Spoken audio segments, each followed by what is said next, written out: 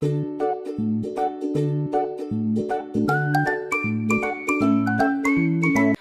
semuanya, Assalamualaikum. Balik lagi di video reaction saya kali ini guys, oke? Semoga semuanya sehat selalu. Nah, kali ini saya mau tengok video pembahasan tentang ini ya. Mengabaikan Indonesia adalah kesalahan besar karena Indonesia bakal jadi negara superpower berikutnya.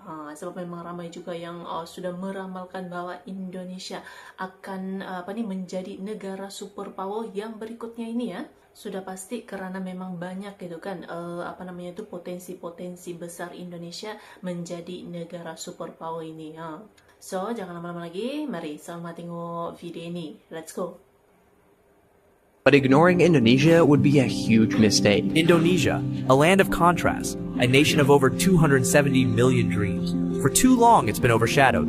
But beneath the surface, something extraordinary is brewing. With a booming economy, rich natural resources, and a strategic geographic location, Indonesia is poised to reshape the global order. Is this Southeast Asian archipelago ready to claim its place on the world stage as the next superpower? Find out till the end of this episode. Indonesia's economy is now 10 times bigger than it was just 2 decades ago. After 20 years of frantic economic growth, it has been overtaking major Western economies in size one after another. But still, its rise has so far gone mostly unnoticed. But ignoring Indonesia would be a huge mistake, because hidden away from attention and front page news, it's quietly transforming itself into Asia's third giant, the third and last economic superpower of the region, after China and India, that will soon become impossible to ignore any longer. So this is the rise of Indonesia. When thinking of Asian superpowers, people automatically think of Japan, Korea, and China.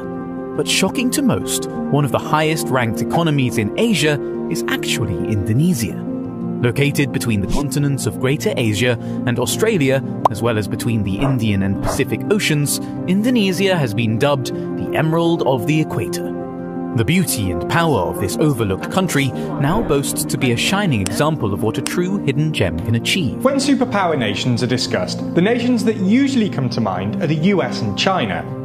Rarely, though, does Indonesia get a mention. Nonetheless, while they don't currently have the economic power of China or the military might of the US, there are reasons to think that Indonesia might become a superpower of sorts in the future. Indonesia is an entire world to itself. But yet this country is poorly understood and even more so, often ignored. This is a country that is estimated to be the world's 4th largest economy by 2050. This is Jakarta, the capital of Indonesia. With 12 million residents, it's the symbol of Indonesia's economic power, but it's a city with a chronic sinking crisis. That is what used to be a mosque, now an eerie monument of a looming disaster to come. Land subsidence like this is apparent throughout the Jakarta coastline, with many communities relying on hastily built walls like these to protect them from the Java Sea. For many Jakartans, it's a race against time. We are worried that our homes will sink, but what can we do? Now, that is the port, and you can see that it sits below the waterline. Now, research shows that Jakarta is sinking by 6.7 inches or 15 centimeters a year. And the government's grand solution? Move the capital city a whole 1,200 kilometers away to neighboring Kalimantan Island. In this remote region of eastern Kalimantan, a 16,000-strong workforce is currently turning a rainforest into a conceptual green capital city named Nusantara, an ambitious undertaking driven by President Joko Widodo. The president plans to host the first Independence Day ceremony in the new capital in August. 80%. The first phase of construction is 80% complete. We're finalizing the interiors and exteriors. It's all progressing. God willing, we will complete construction on schedule. However, land acquisition is still a hurdle. More than 2,000 hectares of land is still in dispute, with many locals still fighting for just compensation. If our compensation is not enough to build a new house, then we are unwilling. We don't have anything else, and it was never our intention to sell. It is the government that wants this land.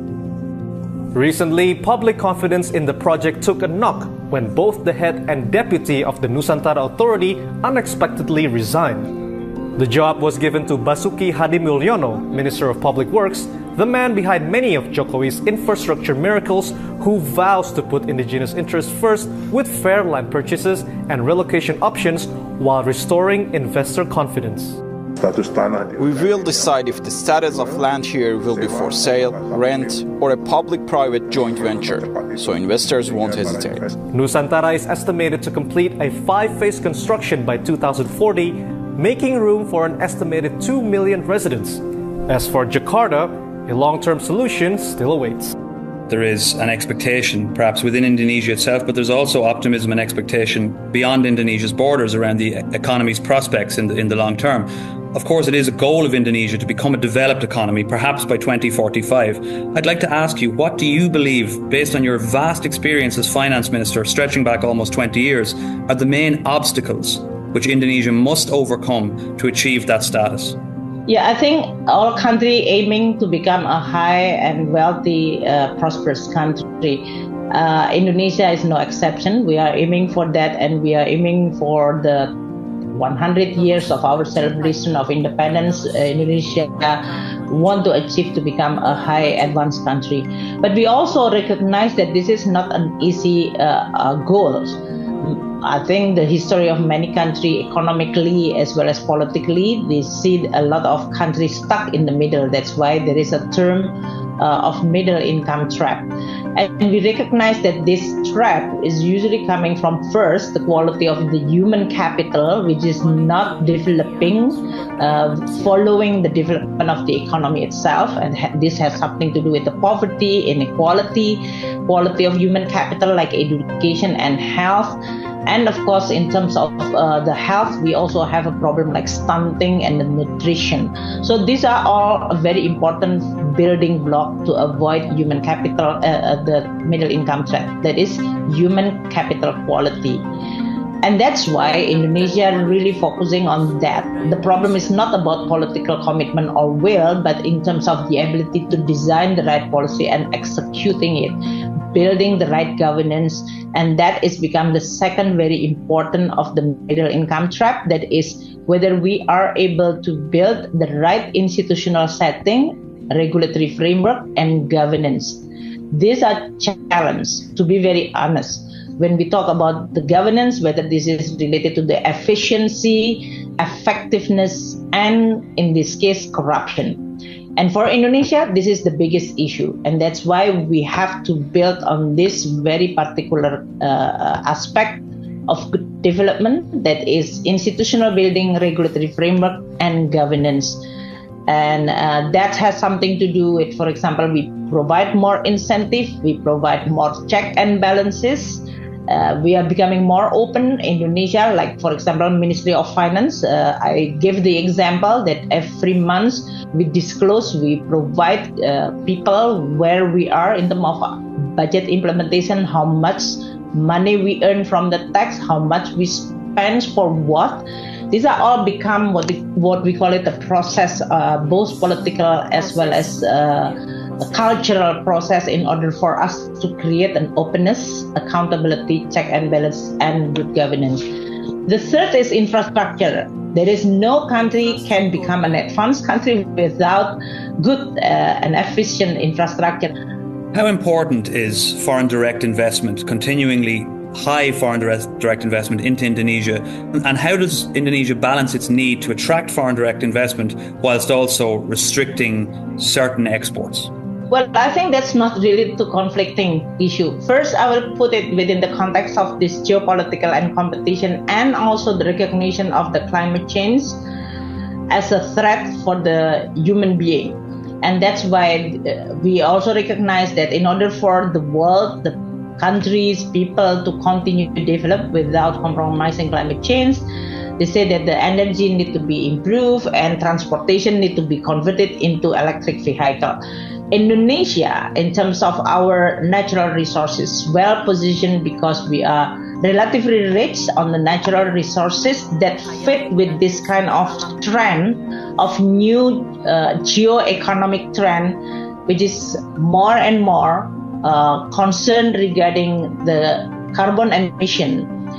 And also at the same time, we have the opportunity to develop both on the energy side, renewable energy, and on the transportation side, the electric vehicle, including the battery technology with our natural resources.